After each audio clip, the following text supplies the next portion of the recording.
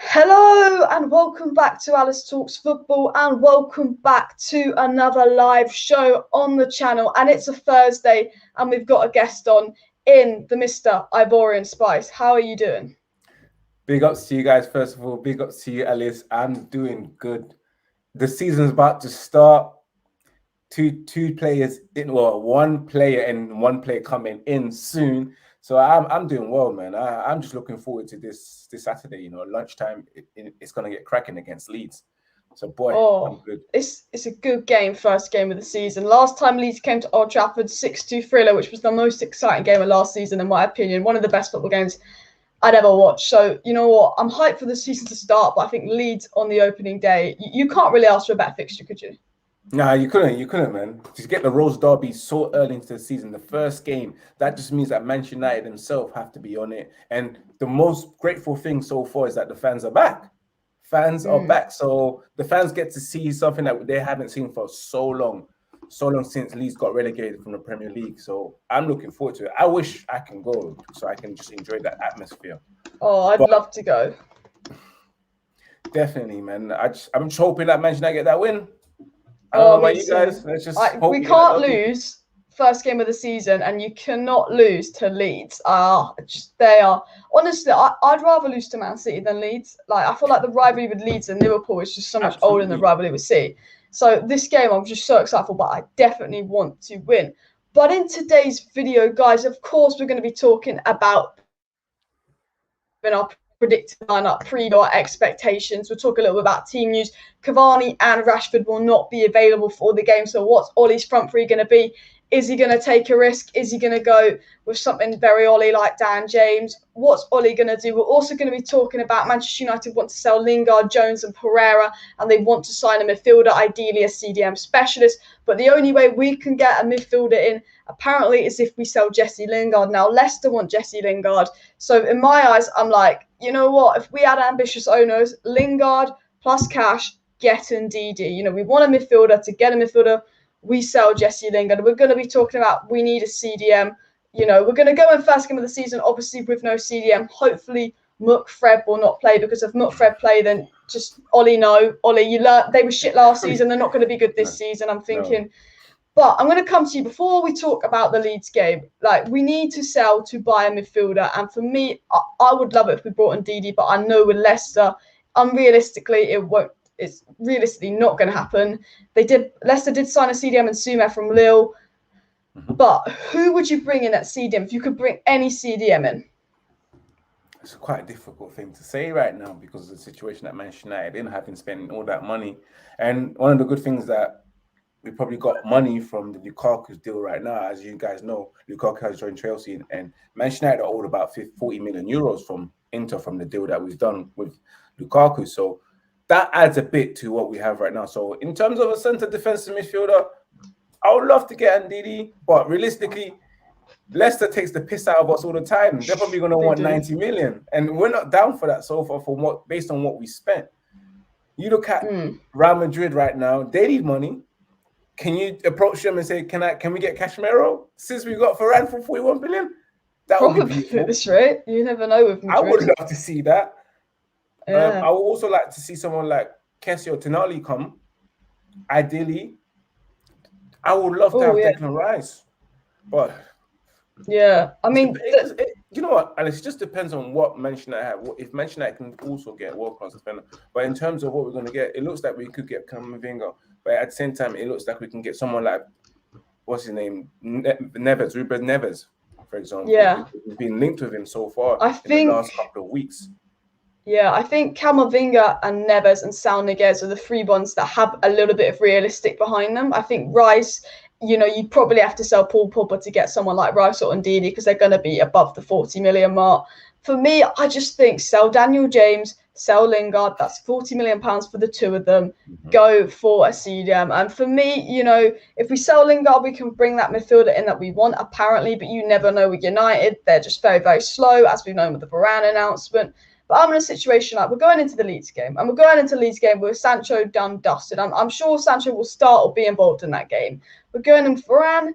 I'm sure Varane, I don't know if he'll be involved in the game, but I think he'll be involved in the following game. but we don't have a CDM. And we saw in pre-season why we needed a CDM, because when Matic played well, the whole team played well. And I just think, I say it time and time again, Lingard out, CDM in. I don't even care who it is, and Ndidi, Rice, I think would be the ideal CDMs. But when you've got Varane, when you've got Sancho, and Man United shit in transfer windows, they couldn't do 3 out of 3. They couldn't do 3 out of 3. But Camavinga, I would take. Sal, I would take. Neves, I would take. I think there's better options than Neves, but I would take him. And I just think going into the Leeds game, I'm so happy it's Leeds. I'm so happy it's first game of the season. I'm so happy we've got Sancho and Varane, but there's a frustration that CDM for me, come May, we were all saying by about February time, CDM should be number 1 priority. I feel like a lot of us were saying we didn't go into the Leeds game. But talking of the Leeds game, Nick Morris has said McTominay's rumoured to start, and we will address that in a second because he's barely played in pre-season. And Diego also said Leeds are winless in their last 16 visits to Old Trafford against Manchester United, drawn 6, lost 10 since a 1-0 win in February 1981 and a 6-2 loss last season. Now, that is a stat in our favour. We've got fans in our favour. And before we even talk about the game, do you think having fans in the stadium obviously will influence the players, but do you think it will influence Ollie? Because in my opinion, in a lot of the 0-0 games we had last season, I was always saying Ollie isn't willing to risk losing to win. He just wanted to keep it the same. And I now feel that maybe with fans in the stadium and the atmosphere, do you think Ollie could improve Ollie? Do you think he could make that sub? He could go for the win or something in that sense?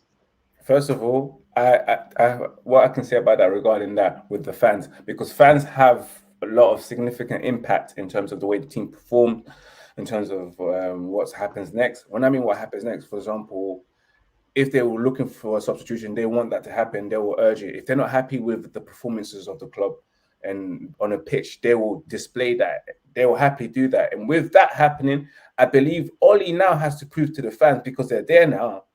Those, like you mentioned, Ollie was scared to lose back then. But if there was fans there, they will jeer that performance. The times we drew 0-0, the times we didn't do anything, jack shit, going up front with the ball, the fans would have booed that. So right now that the fans are there, I believe Ollie will start making decisions that he's probably wasn't comfortable making before, which is making the early sub. Maybe the hard decision of taking off Rashford if he's not performing well. Or if Bruno's not performing well, he'll take them off. Because at the end of the day, fans will urge him to take him off, because they'll just a noise, they'll make noise, they'll utter noises to Ollie to make a change. So I believe that with the fans there, guys, definitely Ollie will have to play better football. Manchester United fans, we do not like rubbish football, especially when you're paying £60, £75 to attend a match. Yeah. And especially if you work hard throughout the whole entire week and you come to the weekend where you've worked hard, you want to enjoy a weekend, there's no way you're going to accept that, especially if you're paying. And some people have to travel at miles and miles and hours just to get to Old Trafford. So there's no way fans will accept that no more.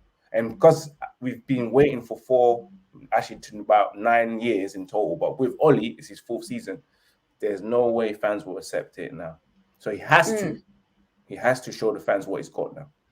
Yeah, I 100% agree. I think I had 3 criticisms of Ollie last season. I think the first was he was a coward in the sense that he wasn't willing to win games. If it was 0-0 and it was Chelsea, and I'd be like, you make a sub, you take Donny off, and if you take McTominay off and put Donny on, we could win this 1-0. I'm thinking in my head. If you take Rashford off, he's being poor, and give Greenwood a run, we could win this 1-0. And I think my biggest criticism of Ollie last season was the cowardness in those 0-0s. He was like, I'm just going to keep it the same. We should have beat Arsenal. We didn't beat Arsenal last season. They're a mid-table club now. They are a mid-table club. Absolutely. I just can't believe that he was scared against Arsenal that finished 8th. Like, Arsenal aren't good, but Arteta has something over him. My second criticism of Ollie was squad rotation. Like, who won the league? Man City. What does Pep do? Rotate. Like, simple as. Which 2 teams rotate the most? Chelsea and Manchester City. Champions League, Premier League. My second criticism of Ollie was squad rotation, and the third was the substitutions. Like, giving Donny 4 minutes when McTominay's had 86 minutes of absolute crap. Like, why? And then Donny will have a good 4 minutes. Next game, McTominay starts. They were my 3 criticisms of Ollie. And I think if he wants to progress as a manager, he has to advance on those 3 situations. And I think going into next season, I really hope Ollie doesn't play McTominay and Fred versus Leeds, because he played McTominay and Fred in both Leeds games last season. And I think if Ollie goes into next season playing McTominay and Fred, then I think I might have to be Ollie out. Like, obviously, you know, I am all in, but if he goes into next season playing McTominay and Fred, I'm like, okay, you've got Varane, so we don't need that Lindelof protection. Yes, we don't have a CDM, but there's no excuses for him to play McTominay and Fred next season for me, because he should have learned last season that they do not work. He should have seen in pre-season that Donny and Matic look better. Now, what's your thought on this situation? We're going to talk about the predicted lineup and stuff in a second, but Donny and Matic look really, really good in pre-season. Would you go for Donny and Matic, or would you go for the safety of McTominay and Fred, knowing you won't concede with them, maybe? You know, I'm going to go with my head, first of all, when I come to answering this. And on top of that, my heart as well. With my head, knowing exactly that McTominay and McFred haven't really been playing in pre-season. Fair enough that Fred just recently come back from his international duty, which wasn't that long ago. So his legs are a bit fresh and a bit more match fit, but he still had a break. McTominay's had the longest break. Harley was he involved in the preseason? Because I don't remember seeing him 20 minutes. He played not even a half. Like, Pogba got a half, Donny got a game and a half. McTominay played the least minutes out of anyone in preseason. Out of all the midfielders, he played 20 minutes. Yeah. So yeah, he's only had 20 minutes entirely. So with that, you're thinking Matic done well so far. He's got enough minutes in his legs, same as Van der Beek as well. So I would think that going into the Leeds game, you want players who are ready, who are match 100%. ready, who are match fit to play their first game. So I would, with my head, go with Matic and Van der Beek. But of course, Ollie will probably go with playing McTominay. I don't know if he was going to switch to a 4-3-3 system, because I'm still waiting, guys. I'm still waiting for this 4-3-3. If he gets a CDM, he will. Yeah, if he does but we already have one. We've got Matic, you know. I don't understand, why do we need to get a CDM in order to start playing this new formation? How about you see where you are? Try it with Matic, because so people can be familiarized with the formation himself, you know. You look at Klopp, it took a while for him to get Liverpool to where they are, because of course he implemented the system. But once you implement the system, you need the players. Yeah.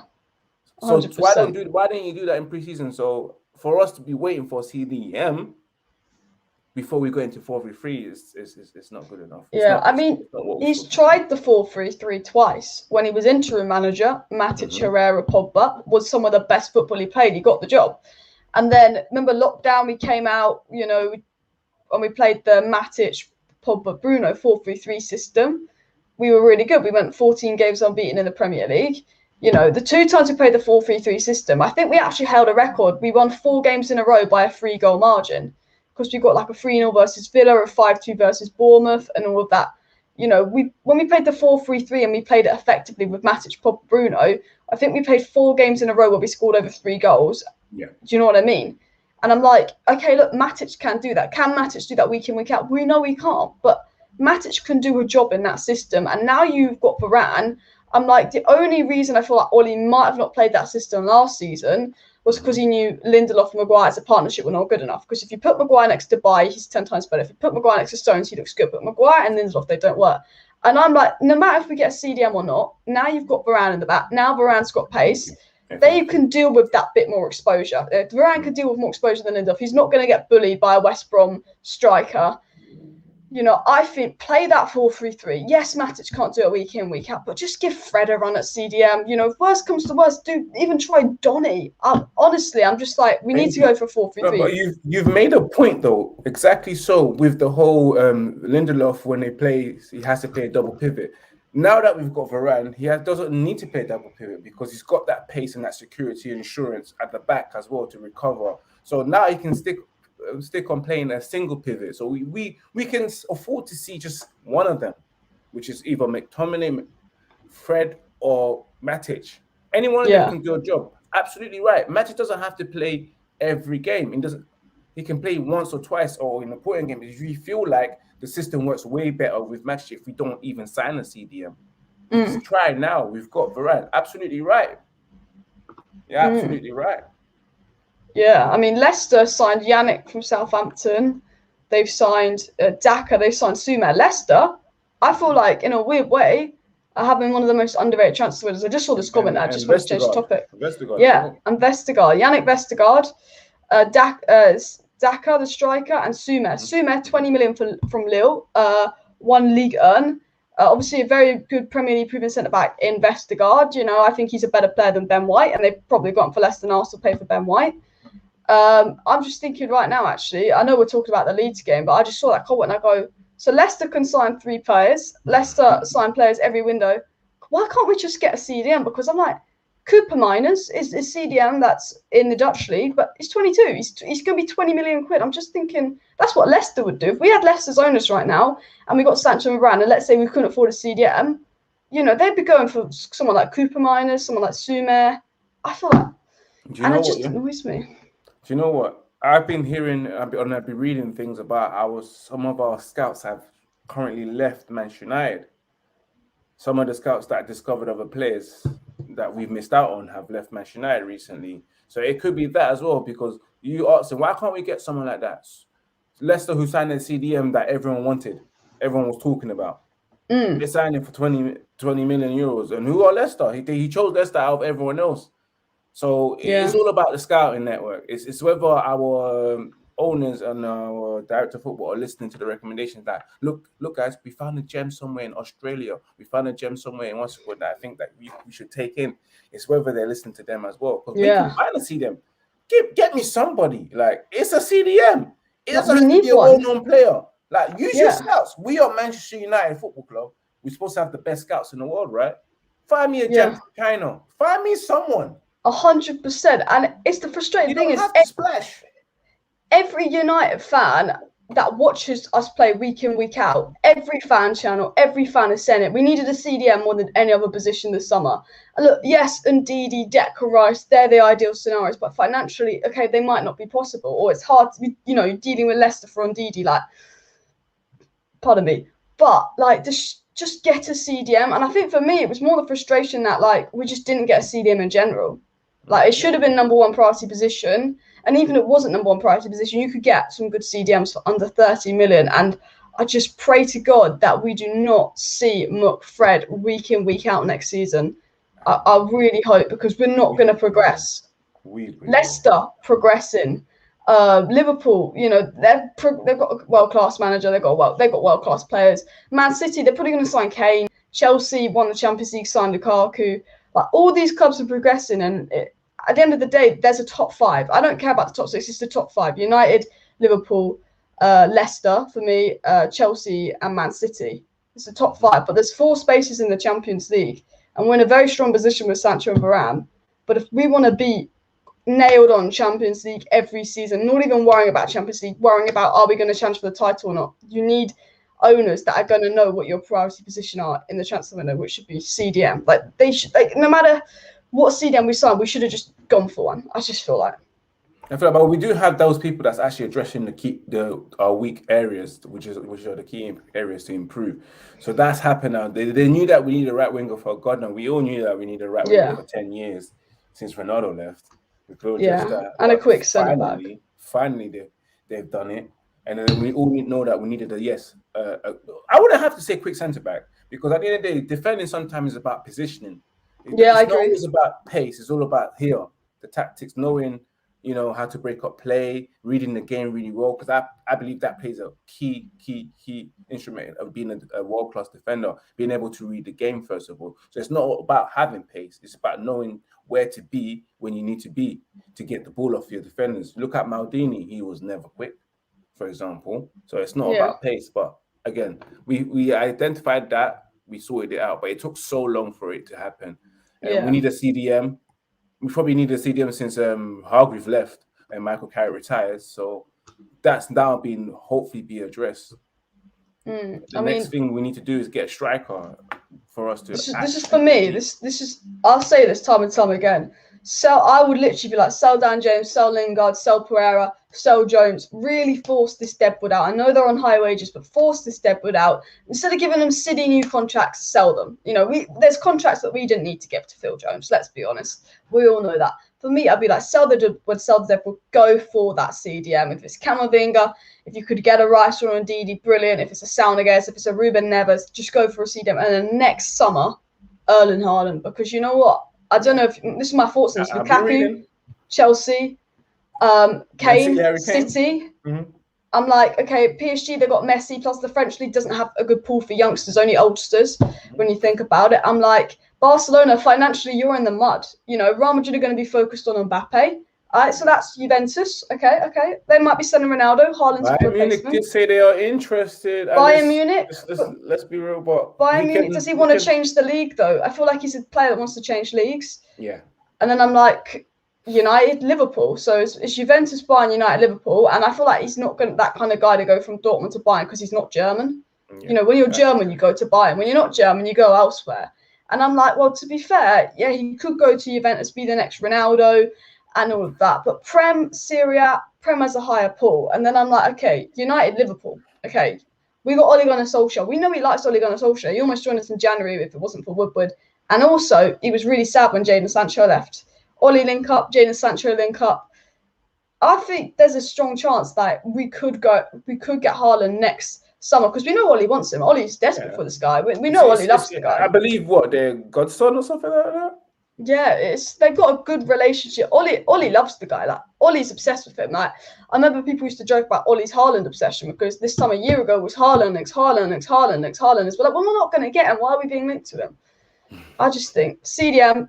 Get it this window. I don't care. We need one. Look, if Man City can spend 100 million on Grealish, 150 million on Kane, get a CDM. Oh, Alex, I got a question for you then. So if you're focusing yourself on Haaland, so are you saying that you wouldn't mind mentioning that missing out on getting a striker this season if it means getting Erling Haaland? Yeah. For me, look, I know Cavani's not available the first few games of the season. Cavani, Greenwood, Martial for this season. I think that's fine. I'm a big Martial fan. If he can find his form, I know he's good enough. Greenwood could be.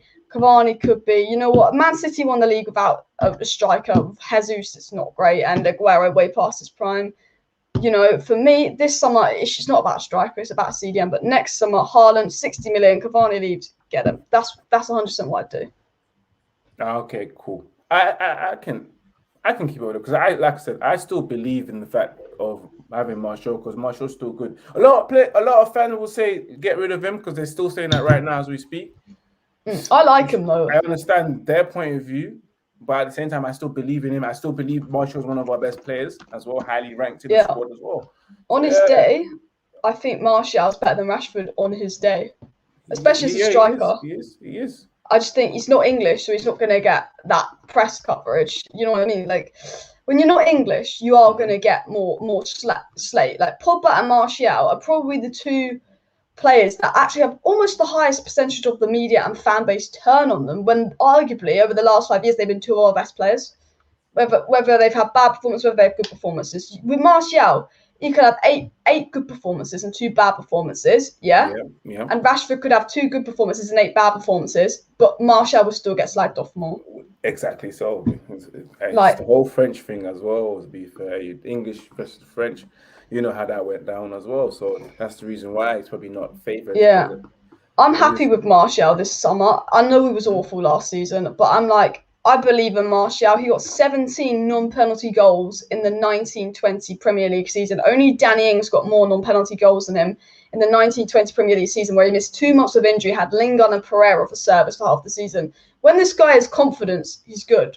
Martial is just a confidence player. If you can find that confidence and that momentum.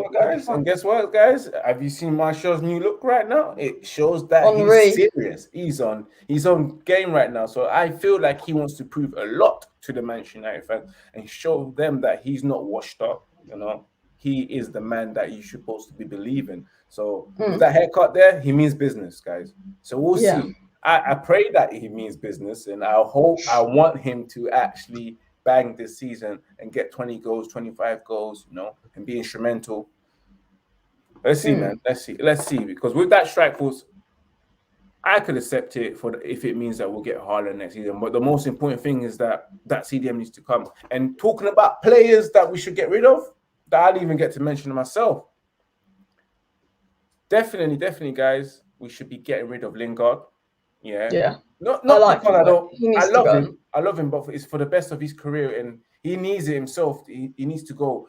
It's not right for him to stay and then be on the bench and not get that opportunity because he's a good player.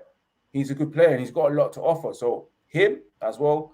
Love to get rid of that guy, Phil Jones. I cannot say it enough times. Like even if it means you have to pay him off, do it. If you have to rip the contract and say, big man, just go. Honestly, I literally do it. I really want it to happen. Matic, if we can get someone in to replace, he's one you might have to keep. Mata should have not got his contract, but 100%. He got his contract, but he should have been someone that we should have got rid of. Talking of Mata, I got a comment here. Do you think Ahmed will be forced out on loan? And like right now, I've said this time and time again. If we're losing, you've got Mata, Ahmed, and Dan James on the bench. I'm bringing on Ahmed, but he's kept Mata. Okay, and I know that Lingard's probably going. I know that Rashford and Cavani are out. But my biggest fear of keeping Mata isn't like the money aspect for it. It's the fact that Amad Diallo, Alanga, Hannibal, all these youngsters. For me, Mata, he doesn't offer. Like he looked pretty crap in pre-season. Against mediocre teams. Like QPR, he was atrocious. I mean, this is QPR in pre-season. I'm like, this comment says, do you think Al will be forced out alone? And I think he might, because I'm like, okay, going into the first couple of games of the season, we're not having Cavani and we're not having Rashford. They're out. They're not available the first couple of games of the season. Rashford won't be available till like October time, at least. And I'm like, this is Amad Diallo's chance to get a bit of game time, because you're thinking right now, you've got a front three probably of Sancho either on the left or right, depending on if Martial striker or a left wing, Greenwood, Martial. I'm thinking Greenwood right, Martial striker, Sancho left for now. I think that's going to be our front three. You got Dan James, who might come back and forth. A game like Leeds might suit and might not. Ollie likes to play Dan James. Mata for me, it shouldn't even be in the question. Like I will play Dan James ahead of him, because at least in the counter-attacking games, Dan James will offer something. Pogba can maybe play on the left, but I'm like, without Rashford, without Cavani, this should be Ahmad's turn. Ahmad should be thinking, I'm fourth choice after Rashford, after Martial, after Greenwood. Ahmad should be fourth choice. Ahmad should be coming off the bench for me, because Pogba needs to be in the middle. I don't want him on the wing. I want him in the middle. Yeah. With Matic. And, if Ahmad isn't fourth choice, if Ahmad's not coming off that bench, when you've only got three top attackers because two of them are out, and Dan James and Matic come off this bench, let him go on loan, because he's too good. I think he's ready. Is he going to be a Man United superstar? Maybe not. But from the little game time I've seen of him, I do think he's ready. Yeah, I believe he's ready to be involved in the first team. It's astonishing that the fact that we spent almost 40 million euros on a player. And I'm hearing reports that they don't mind getting him on loan. It's astonishing, 40 million is a lot of money. That's a first team player to me in my eyes. Yeah, I don't know about it should be. 40 million. If I spend 40 million on it's a starting player in the first team or involved in the first team, whichever one you want to take. Ahmed shouldn't be going out on loan. Get Dan James out on loan or get rid of him. But from what we've seen with our eyes tell us that the guy's got the talent to actually be involved in the first team. The guy scored a goal in the Europa League against AC Milan, which was an astonishing goal for his age. That's why he came on and made that impact and got us that goal that we actually needed. Yeah.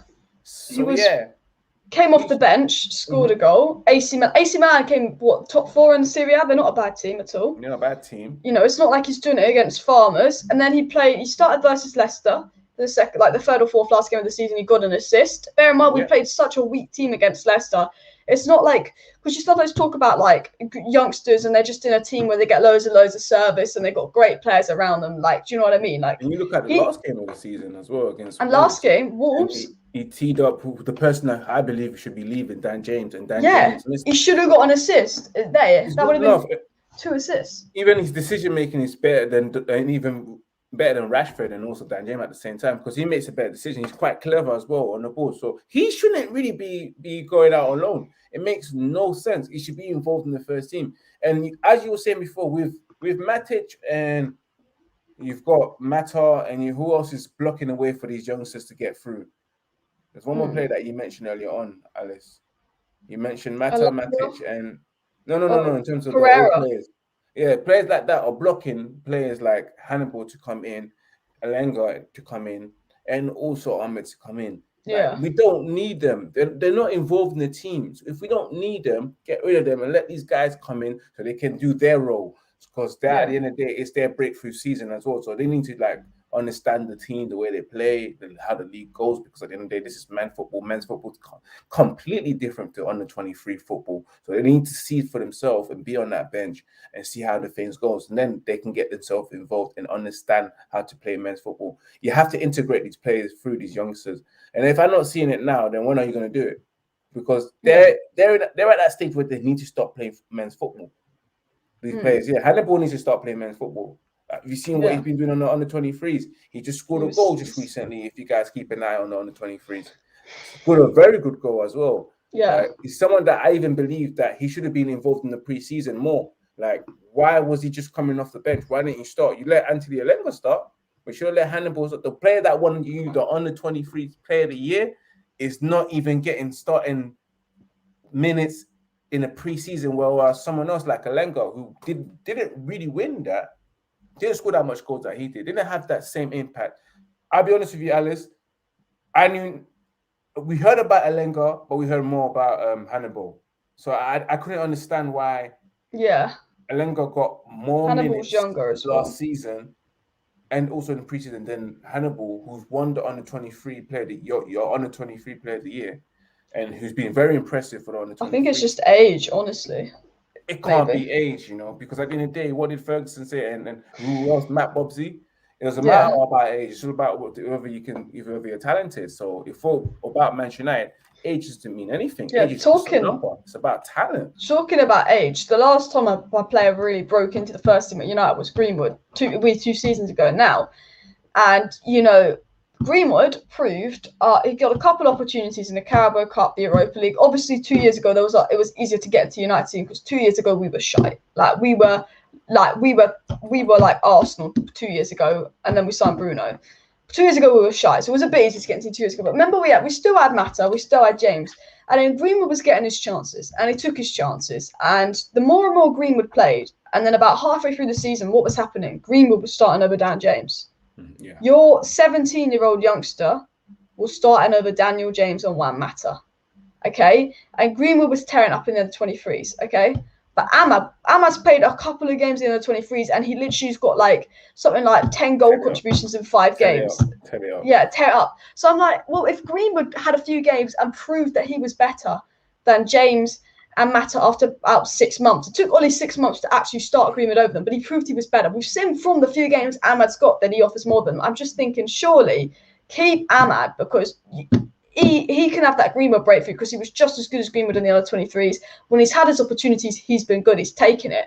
And I think with Amad, it's just like he needs to get a few more opportunities in rotation games before Ollie will start ahead of them. And, it links to this comment here. This guy's worried about Camavinga. If we sign him, he could become an Amad. And I think this is the fear with Ollie. He doesn't like to change things. He doesn't like to trust players. Donny should be starting over McTominay and Fred, no question. I actually am a big fan of Fred. I think he's a very good squad player. I think he does offer something.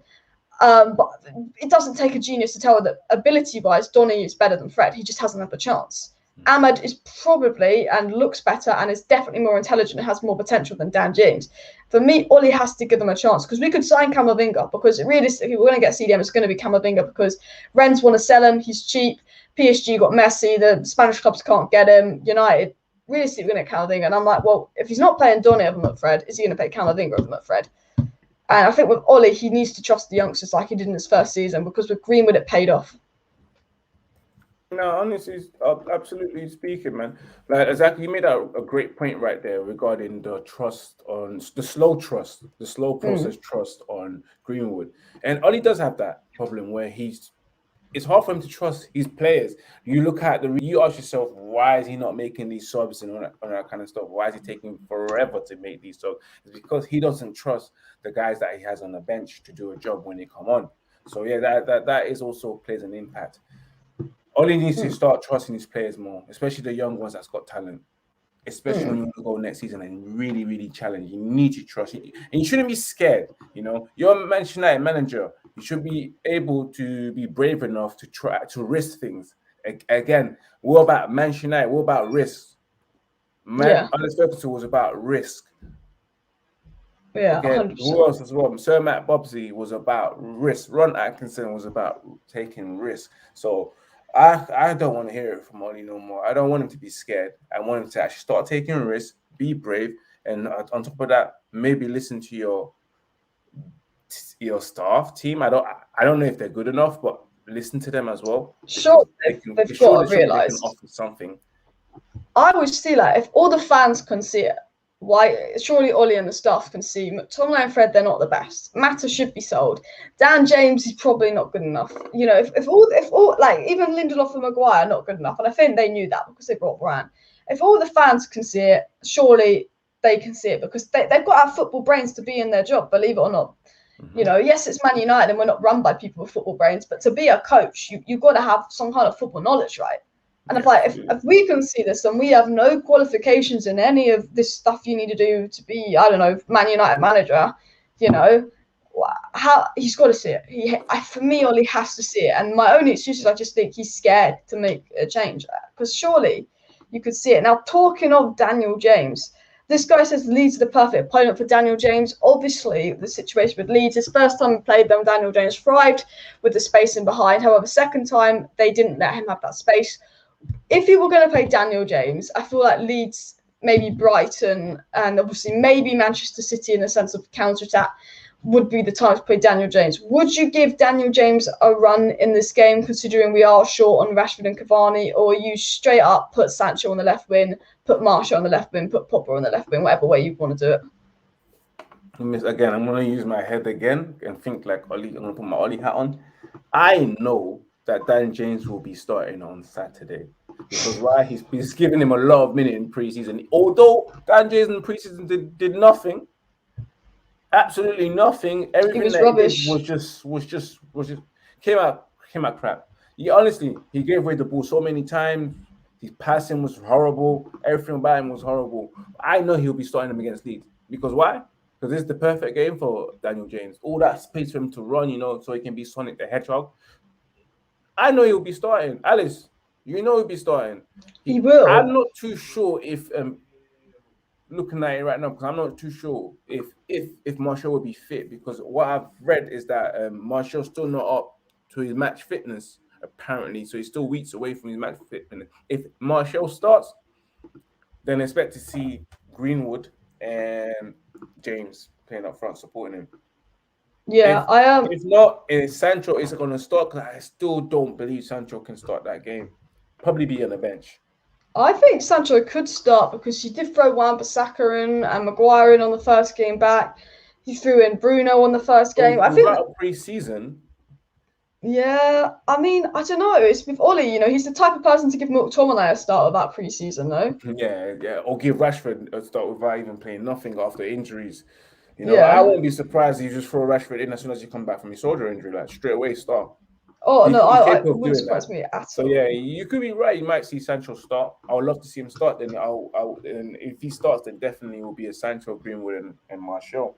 But if Martial's not fit, then you're definitely seeing Daniel James, regardless. Yeah, that's the situation. It's like, I don't want to see Daniel James. I don't want to see Mata. I don't want to see Lingard involved. I want to see like Martial, Sancho, Greenwood front three if they're fit. Obviously, if they're not fit, then yeah, you can't play them and stuff. But I'm like, you just know that it doesn't. I think for me with Ollie, it's more the players. It's not if they're fit enough. I said earlier, like even if Rashford wasn't fit, he would play this game. Like if you didn't have his operation, Rashford would be playing this game with no preseason. Bruno, if he had no preseason, would be starting this game. And I'm like, okay, Martial didn't look 100% up to it, but he's had more preseason than a lot of players.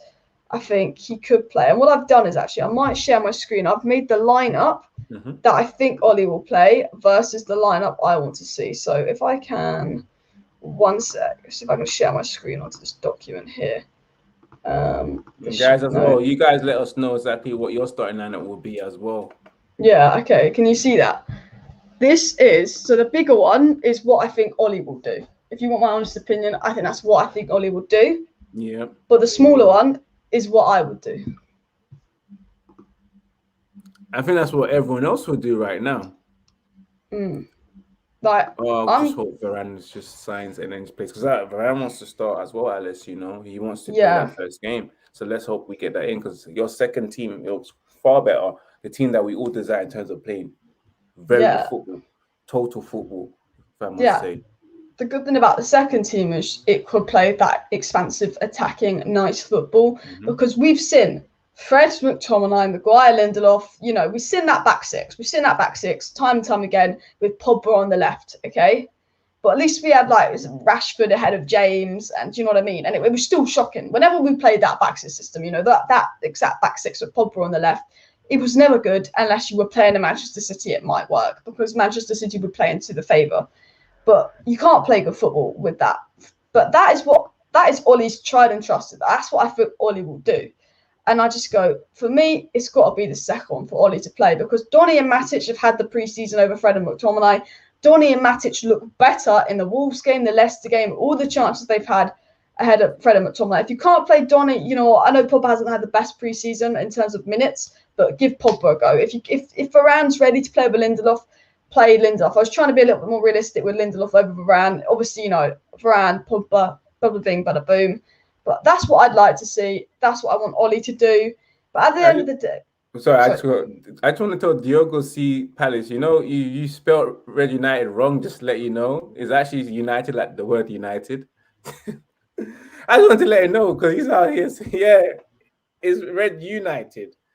No worries. Do go subscribe to Red United TV. There should be a link in the description, if I remember. I think there's a link in the description. If not, I will add a link in the description. Is there a link in the description? There's an oh no, there is a link in the description. Go subscribe to Red United TV, by the way, guys, and go subscribe to Alice Talks Football. Click that subscribe button down below if you want to stay up to date with all the latest Manchester United news and transfer news. Obviously, we're going to be live Saturday for the Watch Along United versus Leeds and match reaction. If you want to stay up to date with Man United content, obviously as well, go subscribe to Red United TV. I thought I would chuck that in there. And then one more comment while we're at it is, will Varane be announced tonight? Probably not. It probably will be announced in about 6 years. It's just, you don't know. Deadline day, if you're all lucky, you know. Deadline day. It's all right, there you go. I just wanted to let you know. But yes, deadline day, I think Varane will probably sign because it's only Manchester United that can take forever to sign players. Even after we've announced it as well, it's taken 2 weeks. Same thing with Sancho, 2 weeks. So please hurry up. The season's about to start, which makes me think, what the hell's going on with Manchester United in terms of announcing these deals? Like we've seen Lukaku go in. He didn't even have to quarantine. You know, he didn't have to do that. What makes it take so long for us, but not as long for anyone else? It's just Manchester United. It's just the way they want to do things is just different from everyone else. Everyone else has done it. Messi, you said earlier on, Messi, as soon as he said he's leaving, 2-3 days, he don't have to do any quarantine.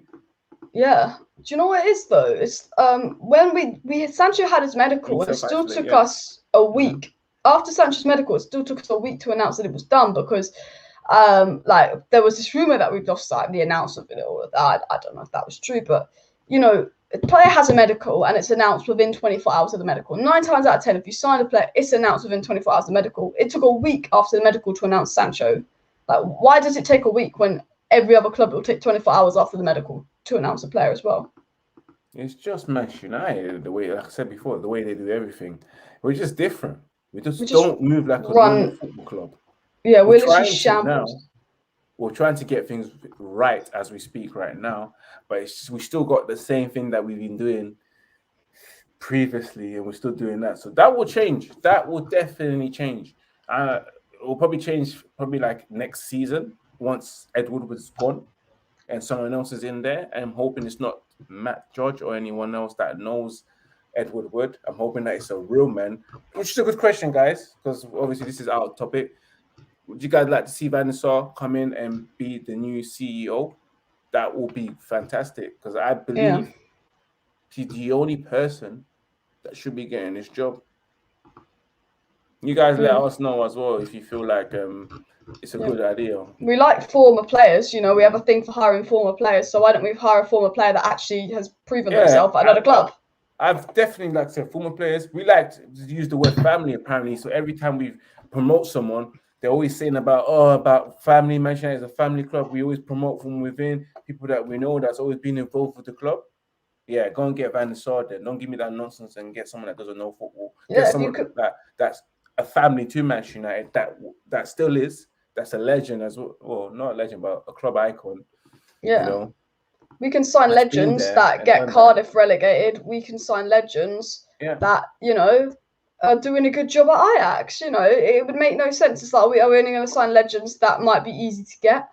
And guess what? He's got a degree in what he's doing, so it makes it even better. If Manchester United owners or businessmen want a businessman that also knows the football game as well, that will take your club to the next level in terms of strategizing and thinking of how to get things better, how to get better revenue, and how to play better football, you get Van der Sar. Get Van der Sar, which I don't understand. Sometimes with the Glazers, when it's a decision that will really favor the Glazers, they don't do it. They really don't do it. I feel like they want people that they know are like with Woodward. You know, the Glazers love Woodward because Woodward wasn't a football person. He was all about making money. And I think if Van der Sar comes in, he's going to have the club's best interest at heart. In the sense of like Van der Sar's going to come in and he's going to want to do his job well. He's going to want to make the club at the top. And to make the club at the top, you've got to spend money. Where Woodward, you know, he was a financial guy. And financially, Woodward's a very, very smart guy. He's very, very good at getting the brand deals, getting the profit in.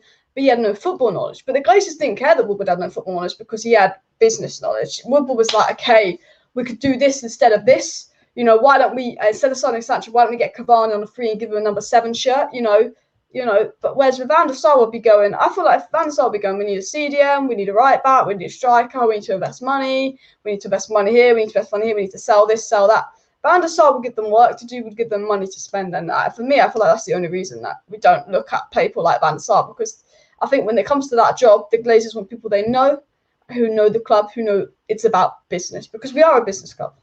Yeah, football is business at the end of the day. But in terms of being a business club, sometimes we don't make the right decision when it comes to profiting from the club. Because you would think that if you win trophies, you become more successful, you make more money, right?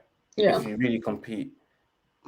A good businessman would actually realize that, hold on a second, for us to make more money, instead of making the same money that we make every year, and I'm happy with that, let's be successful on the pitch. That's where Manchester United make their bread and butter from. That's where they get their money from. It's by being successful on the pitch, and that's what Alex Ferguson done with us. Because God, big up Sir Alex Ferguson, because Ferguson's the reason why Manchester United are where they are right now in terms of being a global market. Because he was like a general manager at the same time. He was thinking about marketing, how to make Manchester United make more money, and etc. And that's the reason why Manchester United are where they are right now, because of Ferguson's economics thinking as well, and also thinking like a gentleman, not just a manager, but just taking things to the next level and taking it to the board members as well. So big up to Ferguson. But right now, what he's built and helped build it up is going down the drain. Yeah. Because of the Glazers. The owners. And it's frustrating because the way I see it is, you know, okay, all our owners care about is top 4. Okay, because top 4 gives them their money. But there's gonna be a point where, you know, are they gonna be like Arsenal, where they just don't even care about top 4 anymore? And the way I look at it as well, like if you look at owners, okay, Villa have very, very ambitious owners. When they sold Jack Grealish, they came out, they explained it. They said we signed 3 players to replace Jack Grealish because we don't think one player could fill his boots. And they explained why. Villa are a very well-run club. They've spent money, a lot of money. I think they've probably spent more money than us in the last 3 years. Another very well-run club is obviously Leicester. Look what Leicester have done. They are miles ahead of Arsenal and Spurs. I think it should be called the Big 5 because I think Arsenal and Spurs are crap. You know, it should be called the Big 5 these days with Leicester in it in terms of clubs. I mean, there's so many clubs that are just run a lot better than Manchester United. Even Wolves, I think, are run better than us as well. I mean, I think pretty much every club is run better than us in terms of, you know, when you have the money Man United have, when you're the size Man United are, like the way we were run is atrocious. The only reason we're a top club is because we're just such a big club money-wise. And it completely frustrates me. And look, we'll go back to the midfield situation. Yeah. If the fans can see it, if every one of the fans that watch United play could have seen that we needed a CDM, why haven't we gone to sign one? Yes, we needed a right winger. Yes, we needed a centre-back. But I still think CDM should have been the first priority because I think we need it more than ever because scoring goals wasn't really a problem last season. I'm happy we got Sancho. We need a right winger. I think it's a brilliant signing. But I think Sancho was priority for the main reason because when we got Amad Diallo, when we got Amad Diallo, I thought we're not getting Sancho. Like, why would we spend 40 million on Amad Diallo? We're just going to wait a year later to get Sancho. We've got Pelestri on top of that. You think, okay, we're 2 right wingers. But they were hardly involved. and we were barely really linked to Sancho until maybe March time again. And all of a sudden, the Super League happened, the Glazers out protest happened, and then the Sancho interest came back. And I generally think we thought, okay, we're not going to get Sancho, we're not going to go in for him next year. We're going to get Amab, we're going to get Palestri, bada bing, bada boom. So I generally think Sancho, we weren't going to go for Sancho this year. But then when the Super League happened and the Glazers out protest happened, the Glazers were like, oh shit, we need to try and win the fans back and all of that. And which signing is going to win the fans back more than any other signing? And maybe Haaland, maybe, but I think Sancho was that signing that was going to win the fans back more than any other signing. Sancho was. True. And I just think... You know what as well? The Varane showed a statement to the fans as well, where mentioned that attention, where they want to go as well, I believe as well, to add to that as well. Yeah, and I'm like, I think Sancho became number one priority for... Yeah. I think we need him, but I think it was for selfish reasons. I don't think it was they thought we needed Sancho more than a CEO. I think it was Sancho. Shirt sales have been falling the last 2 years. Okay, Sancho. Glazers out protest. We need a signing that's going to wow the fans. Sancho. Like, you know, I think Ndidi, Declan Rice would have more impact than us on Sancho in terms of changing the team, changing the way we play. But who's going to sell more shirts? Sancho. Who's going to get more media hype, social media clicks? Sancho. Because attackers are the most popular footballers, you know. They're a fancy position, you know. Grealish gone to Manchester City. We could have signed Grealish, but did we need Grealish when we've got Sancho, Pogba, Martial on the left? No. But I agree with you. I don't really believe we need Grealish because he's not going to be displacing Bruno Fernandes. He won't displace Marcus Rashford. How much as you like Rashford, if you don't like him, he's not displacing him. So unless we sell him Pogba, then we probably need the Grealish because he might play in the middle. But we don't need him. Yeah. We needed the Sancho. We definitely did.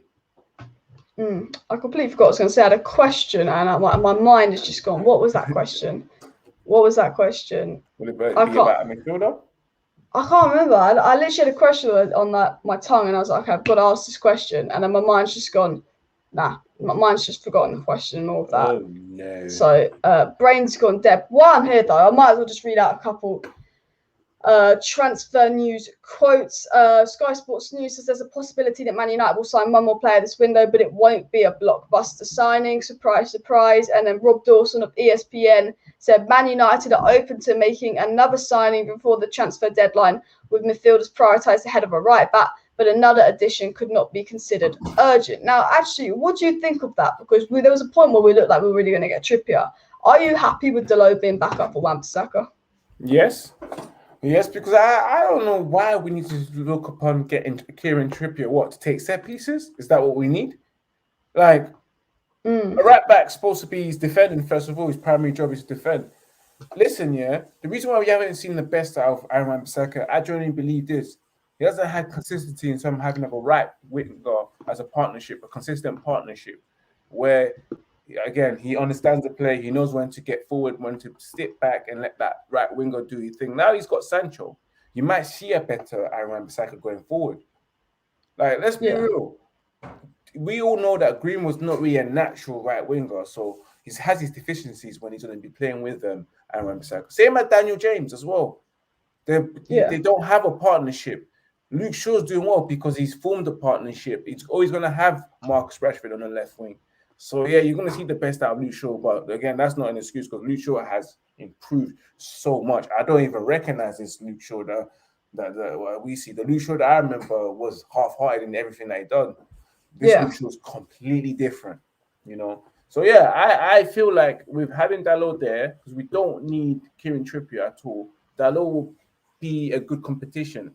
Dalot's good at getting forward as well, and also he can play left back as well, so he can play both wings. Yeah, with Tellers out, he could be a little bit of cover there. I'm happy that Dalot's staying. I would have said the same thing last season. Why didn't we keep him? Yeah, I think he's a decent player. Wan-Bissaka plays majority of every single game. He needs a bit of rest every now and then, but like Aaron Wan-Bissaka's a solid right back. We don't need a right back to come in and replace him. Like, people don't like Wan-Bissaka. You know what? He's turning into the new Luke Shaw, where a lot of people were just saying, "Oh, he's not all that. He's not this. He's not that." I'm like, okay, just because he can't cross like Trent, He's not bad. And the way I see it is, what is Wan-Bissaka's weakness? I'd say positioning. It's not going forward. He's putting a really good cross to Elanga in the Brentford game, I think it was. Okay, going forward, he's not as fancy. He doesn't whip in crosses, but he's not asked to do that. If he plays in the Liverpool system, he'd be high up the pitch. He'd be whipping up more crosses. But the way I see it is he's got Sancho to partner him on the right, but also he had to play with Lindelof. And I think this positioning was bad maybe because of Lindelof, his protection to Lindelof. Varane is an experienced player. He might help Wan-Bissaka with his positioning, and Wan-Bissaka might not need to be so defensive to protect Varane because he's a much better player than Lindelof. And the way I see it is Wan-Bissaka can only get better this season because he's young. He can only get better. Dalot, he didn't have any competition last season. Dalot is some competition. Whether it's Dalot or not, I think Dalot's a solid player.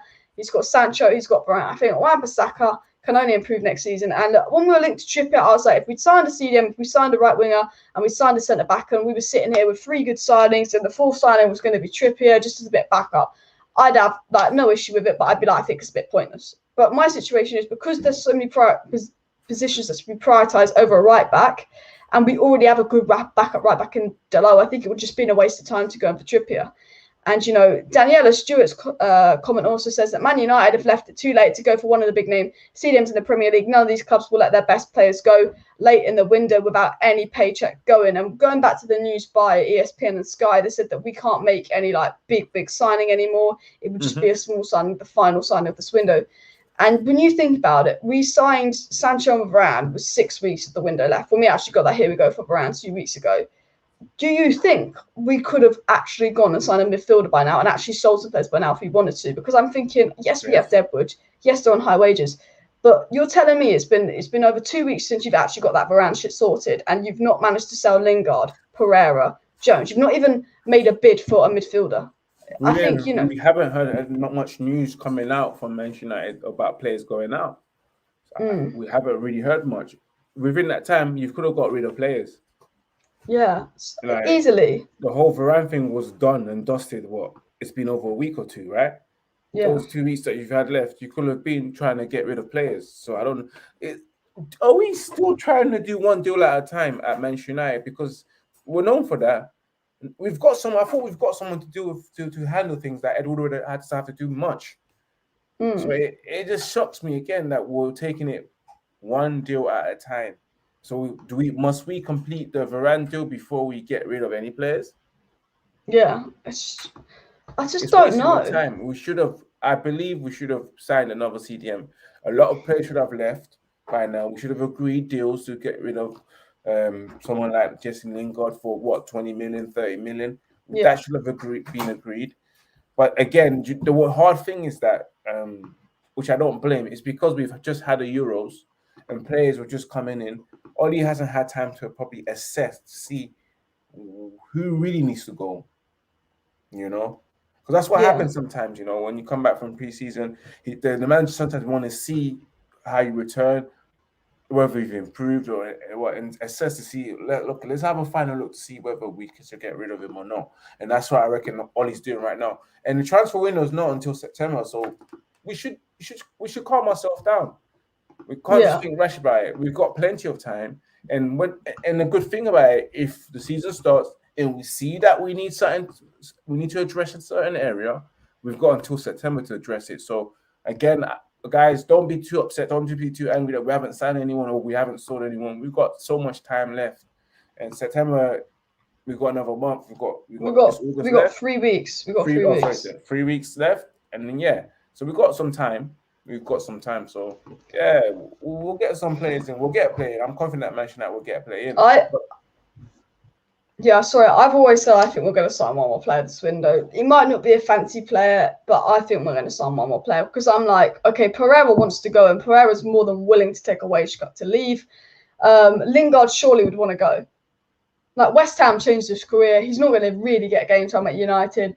Surely Lingard wants to go. Phil Jones, he just wants a free living. But I think we're going to sell players. And play Fortnite.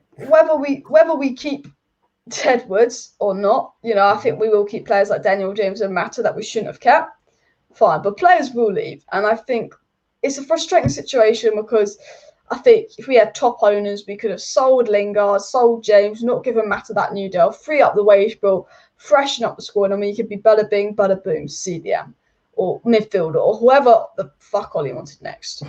Like that, honestly. But it's a situation where I think it's generally going to come down to transfer deadline day. I could see myself sitting here doing a live stream transfer deadline day, and it'll be a situation where it's just like, oh, we signed this guy, we not signed him. Oh, well, we might get this player, we might not. And it's just like the last minute, we've just got this player. I could see United just getting someone. And it's a player like, when we got Cavani last year, we were a bit pissed off because it wasn't Sancho and all that. I think it could just be one of them players. It could just be one of them players who are a bit like, oh, all right, a bit disappointed, but they might work. I don't know who will sign. If I was going to put money on one, I would still say Camavinga, just for the situation of he's affordable. We know that we're actually in for him. We know we've made contact with Rennes. We like Rice, we like Ndidi, but we've not made that contact that we've made for Camavinga. So if I was going to put money on it, it'd be Camavinga. But if it's not Camavinga, we'll probably sign him some 30-year-old from the Scottish League, and we'll call it the new Rice. Just sign anyone. Like, trust in the scouts that you're having at Manchester United, and let them pick out the gem that thinks that they'll do really well. Just get someone. Or if you want, like I said before, I know that Manchester United probably got some. Well, I don't know, but I feel that Manchester United have received some money from that Chelsea transfer for Lukaku from Inter, because Manchester United owed money. Use that money and go to Real Madrid and say, listen, I know life ain't easy and life ain't good right now, but how about we ask for the service of Casemiro? Simple as, like, he's your best player, and I know you guys need money. I know you guys want to buy Mbappe, right? We've got money for you. Try and convince them, because you never know. Casemiro, Fred, Copa America duo worked. Like, I watched one Copa America game, so I'm not going to be like, oh, I watched it all. And I watched one game with Fred and Casemiro. It worked. And everyone who watched the other games said that it worked. So I'm going to listen to everyone else, because they're right that McFred doesn't work. So I would be down for Casemiro. Comment from Nick Morris says, if Rashford wasn't injured, I would have expected Dan James to be sold this summer. He may even go in January. And there was rumours of Dan James leaving for Leeds and Brighton. There was a point where we did think he was going to leave last season. Do you think the reason we haven't sold Dan James just could be because of Rashford? The reason why, I would believe that. I actually would believe that. It's because Rashford's injury, we need someone to cover. But then again, bring Diallo in. Like, I don't really want to see Dan James. Like, I'd rather see Diallo, 100%. Like, I mean, Pelestri in pre-season, who I still think needs a loan. I don't think Pelestri's the level Diallo is, but Pelestri in pre-season showed up Daniel James. So did Elanga. So did Shoretiri. They look better than Daniel James in pre-season against championship teams. And I think these guys need a loan as well. But 100% with the Ahmed situation. And I was actually about to ask you, what is your season expectation for Manchester United? How do you expect the season to go, and how are you feeling about the Leeds game? In terms of how the season will go, I believe we will probably have a good season, and I feel like it's really, really important for Ollie to actually win a trophy. It's important right now, so making sure exactly what he's made out of, and it's good for us as well because we need it. So my season expectation is a trophy. If it's a cup trophy, most likely it's going to be a cup trophy. Let's be real, man. It's not going to be the league, or it's not going to be the Champions League. So it's going to have. I'd love a Champions League. But... Yeah, we all would. We all would like to see the Manchester United win the league as well. So I think maybe I'll be happy with an FA Cup or a League Cup. Or you never know, we might get downgraded to Europa League again, and then I would love to get a Europa League. I mean, I would love to get the Europa League. In terms of match against Leeds now, with my heart, I'm going to go with my heart now. Manchester United to win, 3 goals to none. Sancho to score on his debut, I'm just thinking with my heart, and Bruno to score a wonderful penalty so he can continue the agenda of Bruno Fernandes. And that's it, man. With my head now, I feel like we're probably just going to win 2-1 because I can see Jen James starting. I can also see McFred starting, and But at Man United fans, 3-0, 4-0. What about you, Alice? Yeah, I mean, starting with season expectation, I'm safely going to say Top 4, I think Leicester are the only club that can really challenge for top 4, but I still think top 4 nailed on: City, Chelsea, United, Liverpool. Leicester have good business. Leicester are a good side. I think unless we fall off, unless the top 4 that I predicted don't reach the expectation of them, I think that will be the top 4. I think we will be top 4. Do you think Leicester will give us another run in just to bottle it on the final day as they do? I think we will win a trophy. I don't know if it'll be the Carabao Cup because that just seems to be the City Cup. I think maybe an FA Cup. I'd rather win an FA Cup than a Carabao Cup as well. It's a little bit more. I think maybe an FA Cup. I think there's got to be a trophy for Ollie. If Leicester won the FA Cup, we can win the FA Cup. We can get past the semi-final. If we can get to the final, I think for me, in terms of season expectation, I'm going to go with 3rd. Part of me says 4th, but I'm going to be like, you know what?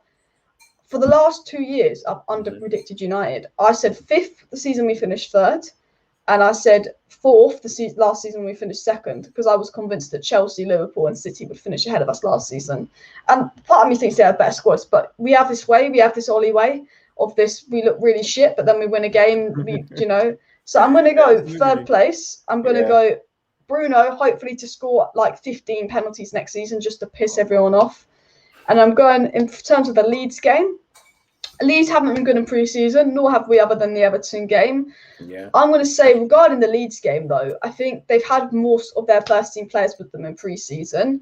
And I think if Ollie plays McFred, and a couple of people asked the lineup I think we're going to play, if you didn't see it on the screen earlier, is the lineup I think Ollie will play is Lindelof, Maguire, McTominay, Fred, Dan James, Greenwood, probably Pogba maybe on the right and Pogba on the left and James on the right. Like, that's what I think Ollie's going to do. If we do play that, I think we'll win 1-0, 2-0. But if Ollie plays a good expansive lineup, I would say 3-0 United. But I'm going to go with you, and I'm going to go 2-1 Manchester United. It's 1 or half time. Second half, Ollie decides, you know what, McTominay, you're not working. But instead of subbing McTominay off in the 88th minute, he's going to sub him off in the 65th minute. He's going to put Donny on, and we'll make it 2-1. I think that is my prediction for the season. Well, sorry, for the Leeds game. I think we have to win with fans behind us and all that. And guys, we are 16 likes away from 100 likes. We've got 60 people watching, so just keep hitting that like button. Let's see if we can hit 100 likes by the end of the live stream. Smash the like button, guys. Smash that like button, and of course, subscribe if you're new. Subscribe to MadRed TV, link in the description, and subscribe to my channel for United content and all of that. But yeah, I think we're going to wrap up the stream now. Is there anything you want to add, anything you want to say before I wrap the stream up? Yes, guys. Also, remember to tune in tomorrow as well. I do go live tomorrow at 9 p.m. on Red United TV, of course, Manchester United Weekly Bulletin, which we cover every event that happened day by day as well for about 20-30 minutes as well. I make you laugh, so it will be a nice Friday night for you guys. Make sure you get drunk as well, get tipsy, whatever, before you tune in, because if you want to have a good night with me. And also remember to smash that like button, subscribe to here, and also subscribe to the channel Red United TV as well. And follow me on Instagram, which is Red United TV 1. And also remember to follow me on Twitter if you can, which is @Ivorian_Spice. Yeah, get at that. I'm not going to be live tomorrow night, so go check out Spice's live stream tomorrow night. Go show him some love on that video. So make sure you subscribe to him. Make sure you hit that like button. Let's go for 100 likes before the stream ends. Make sure you subscribe. I will be live on Saturday for the Manchester United versus Leeds watch along. Hopefully it'll be a win to kickstart the season. Hopefully no more McFred this season. Hopefully we sign a CDM, but only time will tell. Thanks everyone for tuning in. Like, subscribe, share, comment your thoughts. See you next time. Bye. Peace.